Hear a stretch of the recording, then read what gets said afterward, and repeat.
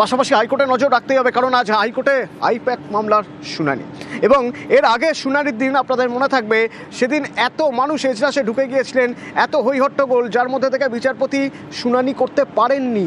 বলেছিলেন এভাবে শুনানি হয় না, শুনানির তারিখ দিয়েছিলেন। আজ এই শুনানির আগে ব্যবস্থা নেওয়া হয়েছে। কি ব্যবস্থা? না, মামলার সঙ্গে যুক্ত ছাড়া আর কেউ এজলাসে ঢুকতে পারবেন না। অর্ণব রয়েছে আমার সঙ্গে। অর্ণব, যে ঘটনা ঘটেছে সেই ঘটনা নিয়ে রাজ্যের মানুষের বিপুল উৎসাহ, যে এবার যদি আইনি লড়াই হয়, আইনি পথে যেতে হয়, তাহলে কি হবে, কোন দিকে ঠিক কি হতে পারে, আইনজীবীরা কি সওয়াল জবাব করতে পারেন, সেই জায়গা থেকে মামলার সঙ্গে যুক্ত যারা, তারা ছাড়া কেউ শুনানিতে এজলাসে থাকতে পারবেন না। তাহলে বাকিরা জানবেন কিভাবে? দেখো, দুপুর 2:30 নাগাদ বিচারপতি শুভ্রা ঘোষের আদালত কক্ষে এই মামলা শুনানি হবে এবং এই মামলা কার্যত রুদ্ধদ্বার শুনানি, কারণ মামলার সাথে সব পক্ষের আইনজীবী ছাড়া অন্য কেউ ভিতরে প্রবেশ করতে পারবেন না, অর্থাৎ এজলাসে থাকতে পারবেন না।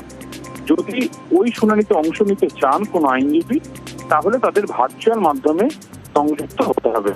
এছাড়া লাইভ স্ট্রিমিং, অর্থাৎ বিভিন্ন সোশ্যাল মাধ্যমে আমরা দেখেছি ইউটিউবের সহযোগিতা, কলকাতা হাইকোর্টের একাধিক একক বেঞ্চ বা ডিভিশন বেঞ্চের শুনানি লাইভ সম্প্রচার বা লাইভ স্ট্রিমিং হয়। সেই অপশন আজ থাকছে হাইকোর্টে জারি হওয়া প্রশাসনিক নির্দেশে। ভারপ্রাপ্ত প্রধান বিচারপতির অনুমতি সাপেক্ষে গতকাল রেজিস্ট্রার জেনারেল যে বিজ্ঞপ্তি জারি করেছে, তাতে এই মামলা অর্থাৎ আইপ্যাক এবং ইডির এই মামলা দুপুর 2:30 নাগাদ শুরু হলে সেখানে হট্টগোল এড়াতে যেমন নজিরবিহীন নিষেধাজ্ঞা চাপানো হয়েছে প্রবেশের উপরে, একই সঙ্গে লাইভ স্ট্রিমিং এরও ব্যবস্থা করা হয়েছে এই মামলায়। এক্ষেত্রে ইডির বিরুদ্ধে তৃণমূল কংগ্রেসের যে মামলা, যেটা প্রথম মামলা দায়ের হয়েছিল, সেখানে অভিযোগ ছিল তৃণমূল কংগ্রেসের পার্টি অফিসের বিভিন্ন কনফিডেন্সিয়াল ডকুমেন্ট, সেগুলি ইডি অভিযানের মাধ্যমে হাতিয়েছে, সেগুলি ফেরত দিতে হবে। ইতিমধ্যেই ইডি তাদের সিজার লিস্টে জানিয়েছে তারা কোনো কিছু বাজেয়াপ্ত করেনি। কাজে এই জায়গা থেকে আইনি প্রশ্নে ইডি কিছুটা হলেও স্বস্তিতে থাকবে, কারণ তাদের ফেরত দেওয়ার মতো কিছু নেই, কারণ তারা খাতায় কলমে দেখিয়ে দিয়েছে কোনো কিছু তারা বাজেয়াপ্ত করেনি। সেই জায়গায় দুটি জায়গায় আইপ্যাকের কর্ণধারের বাড়ি এবং আইপ্যাকের অফিস, দুটি জায়গায় অভিযান এবং যে প্লেস অফ অকারেন্স, সেখানে অভিযানটাকে অবৈধ ঘোষণার দাবিও ছিল তৃণমূল কংগ্রেসের তরফে। সেক্ষেত্রে এই মামলার ক্ষেত্রে বিচারপতি শুভ্রা ঘোষ কি পর্যবেক্ষণ রাখেন সেদিকে তাকিয়ে রয়েছে সব পক্ষই। অন্যদিকে ইডি কলকাতা হাইকোর্টে এই যে আজ 2:30 থেকে শুনানি শুরু হবে, তার প্রত্যেক মুহূর্তের আপডেট আমরা তোমার থেকে নেব, কিন্তু তার আগে একবার দর্শককে দেখিয়ে দিতে চাইবো যে কেন গত শুক্রবার বিচারপতি শুভ্রা ঘোষ বাধ্য হয়েছিলেন শুনানি স্থগিত করে দিতে। কেন আজ নতুন করে শুনানি শুরু হবে দুপুর 2:30? কি হয়েছিল গত শুক্রবার? এক নজিরবিহীন ঘটনা ঘটেছিল কলকাতা হাইকোর্টে, দেখুন।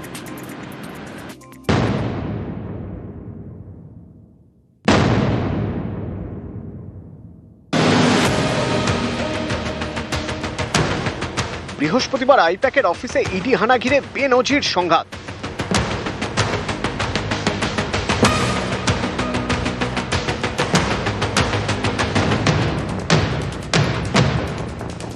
তৃণমূল এবং ইডি দুপক্ষই একে অপরের বিরুদ্ধে হাইকোর্টে। শুক্রবার সেই জোড়া মামলার শুনানিতেও বেনজির বিশৃঙ্খলা, ভিড়ে ঠাসা এজলাস। বিচারপতি শুভ্রা ঘোষ বারবার অনুরোধ করা সত্ত্বেও ভিড় কমেনি। পরিস্থিতি এমন জায়গায় পৌঁছয় যে শুনানি স্থগিত করে দিতে হয় বিচারপতিকে।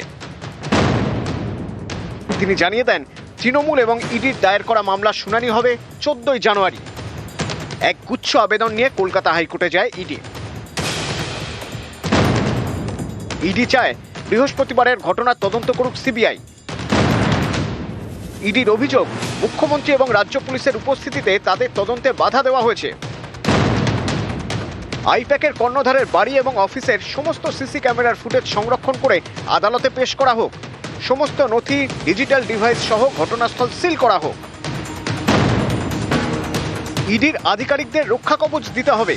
ঘটনাস্থল থেকে নিয়ে যাওয়া নথি ফেরত দিতে হবে। পাল্টা ইডির বিরুদ্ধে একগুচ্ছ অভিযোগ তৃণমূলের। রাজ্যের শাসক দলের দাবি, ইডি অতি সক্রিয় হয়ে অভিযান চালিয়েছে, তৃণমূলের একাধিক গুরুত্বপূর্ণ নথি হাতিয়েছে। তাদের আবেদন, দলীয় নথি ফেরত দিক ইডি, এসআইআর সংক্রান্ত নথিও ফেরত দিক। এদিন সকালে বিচারপতি শুভ্রা ঘোষের এজলাসে বৃহস্পতিবারের ঘটনা নিয়ে দৃষ্টি আকর্ষণ করে জরুরি ভিত্তিতে শুনানির আর্জি জানায় ইডি। মামলায় মমতা বন্দ্যোপাধ্যায়কেও যুক্ত করার আবেদন জানায় কেন্দ্রীয় তদন্তকারী সংস্থা। আবেদন মেনে নেন বিচারপতি। সেই মতো ইডি এবং তৃণমূলের মামলার একসঙ্গে শুনানি হওয়ার কথা ছিল দুপুর 2:30 থেকে। তখনই ভিড়ের চাপে বেনজির বিশৃঙ্খলা তৈরি হয়, সেটাও আবার এজলাসের ভিতরে, যার জেরে শেষমেশ শুনানি স্থগিত করে দেন বিচারপতি। আজকে যে অর্ডারটা পাস হয়েছে সেটা হচ্ছে judicial order. 14th matter hearing করবে, এটা জুডিশিয়াল অর্ডার।